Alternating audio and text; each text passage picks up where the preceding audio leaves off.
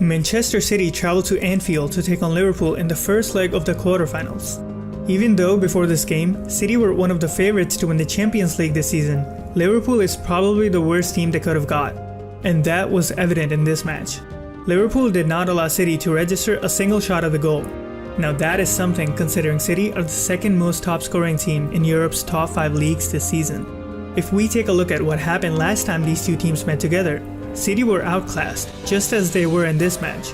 A big reason for that is because Pep does not have a backup plan. I will get into more detail after we take a look at how the home team lined up. Liverpool lined up similar to how they did last time they played against City. Emre Can was out with a back problem, so Henderson came in. Milner was given the nod due to defensive reasons that I will get into later. City, on the other hand, tweaked their formation a bit compared to last time. This is how City lined up last time. But in this match, Pep decided to bench informed Sterling and opted to play Gundogan. His reasoning for this change was to have more control in the midfield. But this is the problem with Pep. This isn't a plan B. It's just a slight change from his original plan. So Liverpool did not have to change much and played very similar to how they played last time. But before we get into how Liverpool took City apart, let's take a look at what Pep had in mind. On paper, the formation was 4-3-3 for City, but it was actually a 3-4-3 with Walker in midfield. Notice how Walker stays back to provide another option in the midfield instead of staying by the line on the right wing like he usually does. This meant that City had 4 midfielders against Liverpool's 3 midfielders. Gundogan was allowed to go up on the right side, but always stayed inside of the right wing. As a result, City had no one by the line on the right wing. This meant that De Bruyne was playing much deeper than usual. Fernandinho occasionally dropped back to make it a back 5 at times. Fernandinho was doing this because of what was happening on the left side of the field. Salah is probably going to win the PFA Player of the Year, so it was imperative for City to deal with him. That is why Laporte stayed tied with him no matter how deep he went. Since Laporte was occupied with Salah, Sané and Silva attacked primarily through the left wing.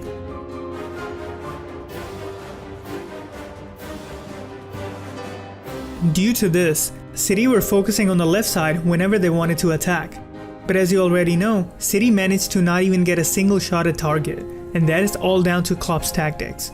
Pep's teams are known for having the most possession, but Klopp made sure that possession was pretty much in balance in the first half. Klopp managed to outclass Pep yet again. So what exactly did Klopp do? Well, as expected, Liverpool pressed with high pressure. But when teams press with high pressure, City usually stretch them out and then play from the back in order to hold possession and find spaces to get upfield. So Klopp wanted to disrupt that. He managed to do it by forcing City's attention on one side and then pressing the trap player in a manner that going long was his best option. Due to this, City were going long a lot more than usual, and this is exactly what Liverpool wanted. They wanted to keep the ball in the air because that's where City are at their weakest. And so, even when Liverpool had the chance of playing from the back, they opted to go long and get that second ball in midfield. This allowed them to bypass City's midfield and got them upfield relatively quickly.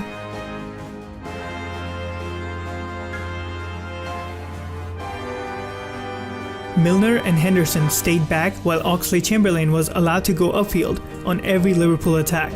Milner staying back alongside Henderson made sure that Liverpool had enough men back when defending a counter-attack. That, combined with Klopp's gegenpressing or counter-pressing, made it difficult for City to hold on to possession for prolonged periods. Alexander-Arnold defended very well against Sané on the left wing.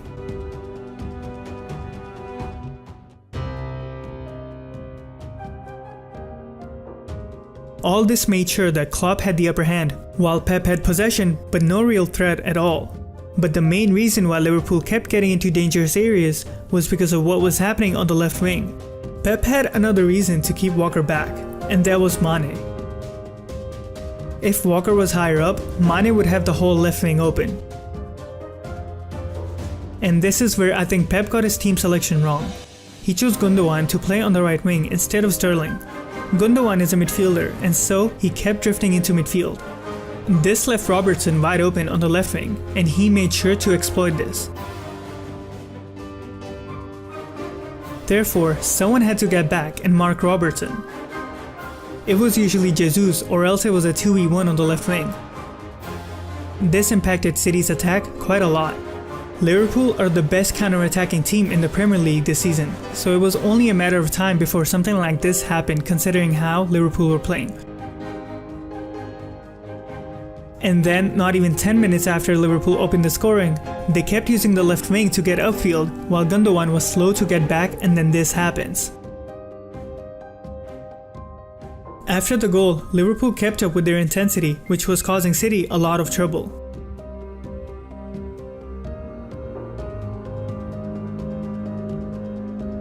Eventually, this happens at the half-hour mark. Liverpool wins the ball in a dangerous area.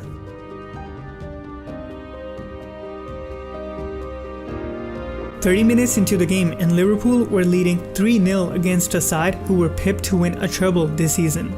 Liverpool were running a riot yet again against Manchester City. Immediately after their goal, Walker started playing much higher up and stayed by the line on the right wing. This dragged Mane into a left wing-back position, which impacted Liverpool's attack. City were also having more luck playing from the back as Liverpool's intensity seemed to have slowed down.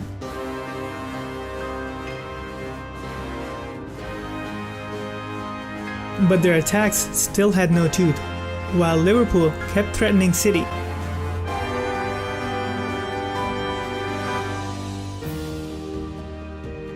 And did so right until the halftime whistle. As the second half started, Liverpool seemed to be sitting back a lot more than before.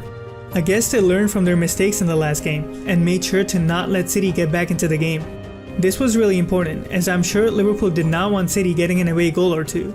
Apart from that, Liverpool continued with the same tactics from the first half, as they were still pressing the goalkeeper in a similar manner.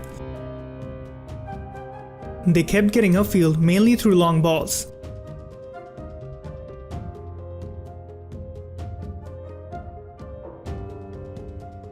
And even when forced back, went long and bypassed City's first wave of pressure.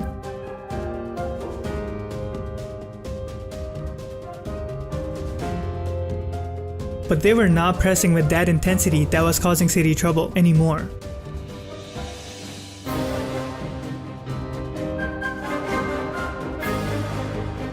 While City switched De Bruyne's and Gundogan's position.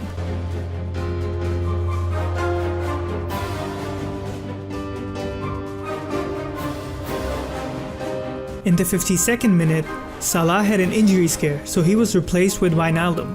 In my opinion, this was a blessing in disguise, as this change allowed Liverpool to be much more solid defensively. They changed to a 4-4-2 due to this change.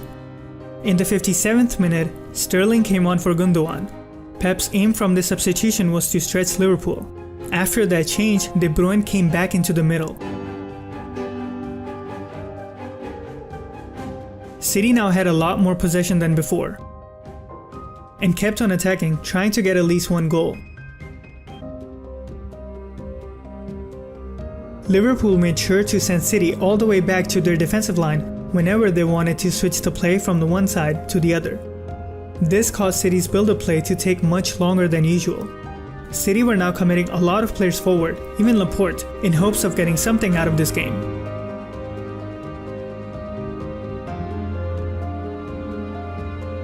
Later in the half, Solanke replaced Firmino to give Liverpool fresh legs to press the backline and make runs in behind the defense.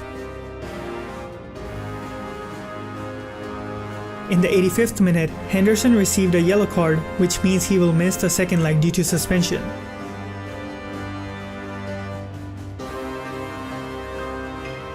City kept trying to make something happen in the closing stages of the game.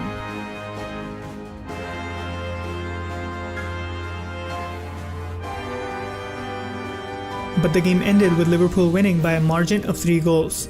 Pep's Manchester City did not even manage to get one shot at the goal this whole game, which is quite embarrassing.